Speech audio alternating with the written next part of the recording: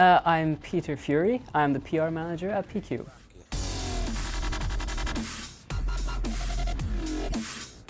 PQUBE is a publisher. It's a games publisher. We also do distribution for certain titles. We specialize mostly in the publication of Japanese games. So we import games from Japan that's not been published outside of Japan, and we bring them to the West. And a lot of times we get people asking us about games that they've seen in Japan, but they can't find anywhere else. And if it's at all possible, we make it happen.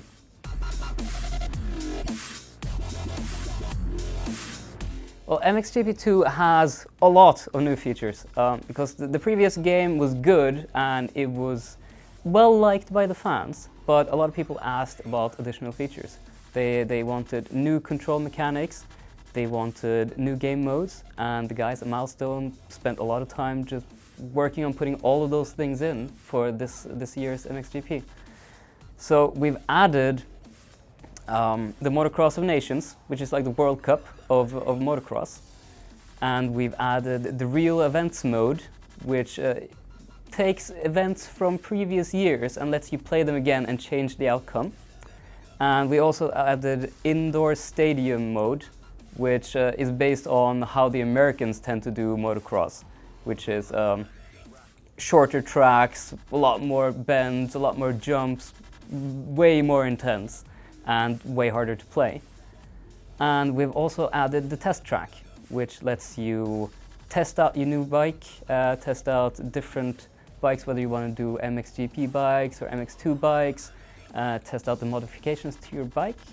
And as an extension of that, we also added customization features, both for your rider and for the bikes themselves.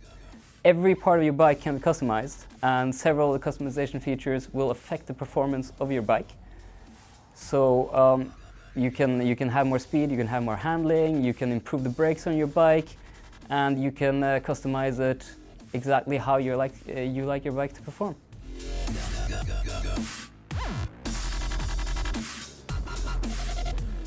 Milestone tends to really like to do simulation games, basically. And they're very dedicated to getting the best simulation of racing games that they can possibly do. So they talk to the riders, they talk to the fans, and they get everyone's feedback. They get actual riders to come in and play the games and give feedback, and you should change this doesn't perform like that, and so on, until they end up with a game that's as close to the real thing as you can get on a console.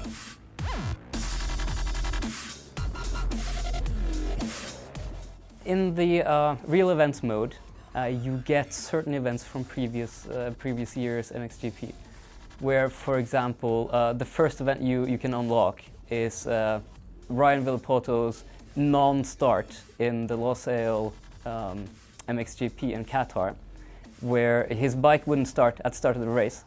So he was stuck there on the starting line, just trying to start his bike again and again, and he couldn't get off the starting line. Eventually it started up, and he did an amazing job catching up with the pack. He passed a bunch of riders, and he got a good position for himself. But in the end, he wanted to win that race. He wanted to beat Antonio Cairoli, and he didn't. Whereas in the Real Events mode, you get to change that. You can you end up with the same misfortune, but your goal in order to pass that event is to finish before Antonio Cairoli does.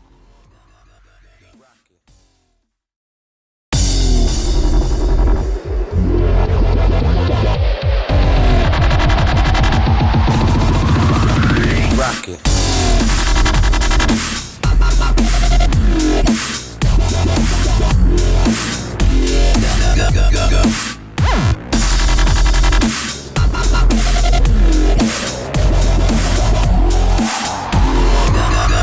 Rocket.